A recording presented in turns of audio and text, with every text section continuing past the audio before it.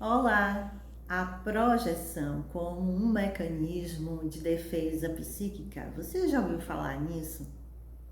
Vamos entender um pouquinho esse tema que eu acho que é muito distorcido, tanto no meio psicológico, né, da psicologia, das terapias, como no senso comum. É muito frequente o seguinte jargão quando a gente está entre colegas, né? Do eu, leva para casa que é teu. Eu confesso que eu sempre odiei essa frase, né? Me incomodava bastante, porque eu sabia que não era tão simples assim. Então, o que seria de fato a projeção? A projeção é um dos mecanismos de defesa cunhados por Freud, né? Para que a gente tenha uma saúde, um equilíbrio psíquico. Ou seja, esse mecanismo de defesa é um mecanismo inconsciente. A gente não projeta no outro ou na realidade à nossa volta porque a gente quer. Isso acontece de uma forma inconsciente, impulsiva, incontrolável, tá? Depois, claro que a gente pode fazer inferências quando a gente perceber que estamos fazendo projeções. Então, em primeiro lugar, é bom a gente entender assim, por que é que existe esse mecanismo de defesa, né? Como o próprio nome diz, o mecanismo de defesa ocorre quando nos sentimos potencialmente em risco, quando nos sentimos vulneráveis, fragilizados diante de alguém ou de alguma situação, ou mesmo diante do que sentimos, do que acontece em nosso mundo interior. Então, entender os mecanismos de defesa como algo necessário, como uma resolução natural da nossa psique é bastante importante. Não vejo os mecanismos de projeção, por exemplo, como algo negativo. É negativo quando a gente insiste em acreditar neles e não vai adiante, não dá o passo seguinte, tá? Dito isso, vamos entender o que é a projeção. Então, o que é projetar algo? É projetar, é refletir para fora de nós alguma coisa. Então, em termos psicológicos, a projeção é quando a gente atribui a outras pessoas ou na realidade que nos cerca conteúdos que são nossos. Então, a projeção, olhando por esse viés, é muito salutar e muito benéfico, porque nós podemos, através do que a gente infere sobre o mundo que nos cerca, o que nos habita. Então é muito interessante. Então eu sempre digo assim que a questão não é projetar, não projetar, mas saber que a gente está projetando. E o primeiro passo é justamente a gente saber o que é projeção para que a gente identifique, tá? Bom, então, se esse é um mecanismo natural de defesa psicológica e isso acontece porque tem conteúdos que a gente não elaborou bem ou porque eles são inaceitáveis para nós, né? Existem crenças que a gente vai acumulando, estruturando ao longo da vida acerca de nós mesmos, acerca do que é correto, incorreto, do que é moral, amoral, né? Do que eu preciso fazer para ser aceito e amado e ter sucesso na vida. Então, tudo isso estrutura esse mecanismo de projeção com determinados parâmetros. Então, quando algo foge a isso, a projeção acontece para nos defender, tá? Então, de forma prática, o que seria essa projeção? Quando eu atribuo a outro algo que está dentro de mim. E aí vem a confusão. Por quê? Porque muita gente acha assim, então Andréa, se eu vejo, né, que a outra pessoa é arrogante, é corrupta, né, é má, né, é vulgar, isso tem a ver comigo? Eu sou assim também? Então esse é o primeiro grande engano. Quando a gente fala que há esse reflexo para o exterior do que eu tenho dentro de mim, não quer dizer ipsilítere, né? Não quer dizer diretamente.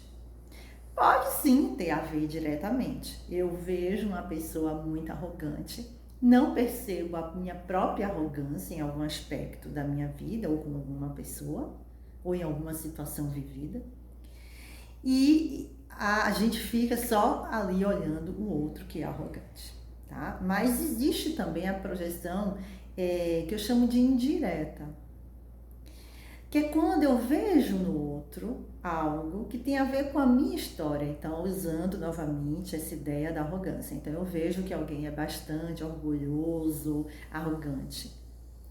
Então, isso pode ter a ver com alguma pessoa na minha vida, uma das figuras parentais, alguma história que eu vivi, alguma situação traumática, né? Em algum momento que eu fui repreendida por determinada atitude e fui chamada de arrogante, orgulhosa.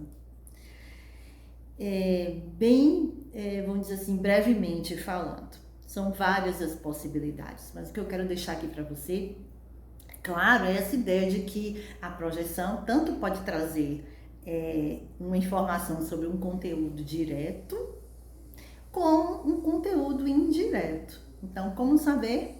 Investigando, através da autopercepção, autoobservação. A terapia ajuda muito, porque o terapeuta vai conduzindo esse pensamento, essa pesquisa, né? Para que a gente encontre o cerne. Mas o fundamental aqui é como a gente perceber a projeção. Claro,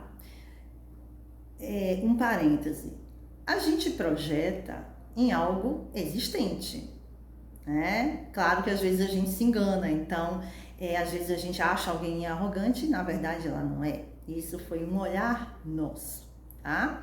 Mas às vezes a pessoa é arrogante também, ela tá tendo uma atitude arrogante, de orgulho, e é por isso mesmo que eu percebi.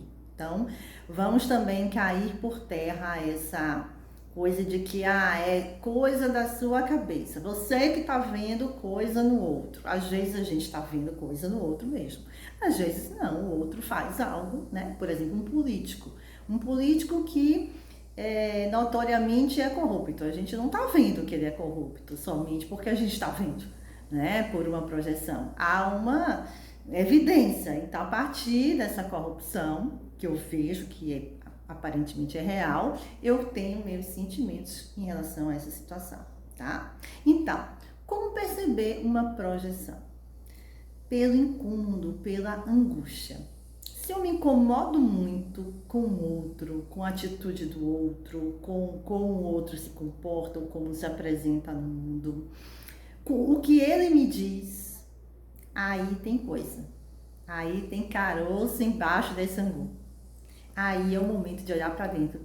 Tá, por que eu estou me incomodando tanto com isso? Existe aí uma dor que está sendo ativada, acionada, mexida através dessa situação. E é aí que a gente precisa intervir. Então, enquanto terapeutas, a gente precisa olhar o cliente no que ele está projetando, sem olhar de crítica, mas com esse olhar curioso. O quanto que aquilo está trazendo de sofrimento para ele. E aí investigando, né? E fazendo com que ele veja aquilo como reflexo dele mesmo e introjete. Então, essa noção de projeção e introjeção vem a partir daí. A introjeção é quando ele vira a seta de volta para si e começa a se observar mais profundamente.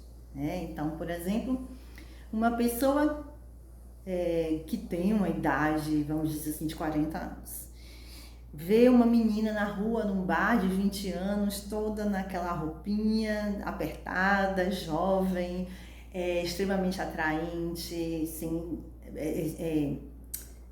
sensual, e se incomoda bastante, fala e acha que ela é vulgar e ataca o comportamento daquela moça. Por quê? Por que te incomoda tanto aquela moça no bar dessa forma?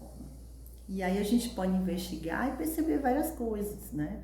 Ela pode estar com a questão com a propriedade dela, com o amadurecimento, né? Eu não ter aquele corpo como tinha antes, né? A falta de aceitação, né? Da passagem do tempo. Como ela pode também ter um trauma, né? Em algum momento da vida ela foi criticada por também estar vestida daquela forma, ou ser constantemente criticada por algum outro tipo de comportamento, entende?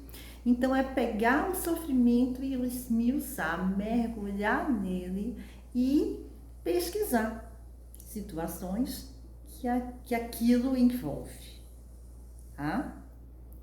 Então é muito importante a projeção da nossa vida psíquica para que a gente mantenha essa saúde, né? E também para que a gente possa se ver.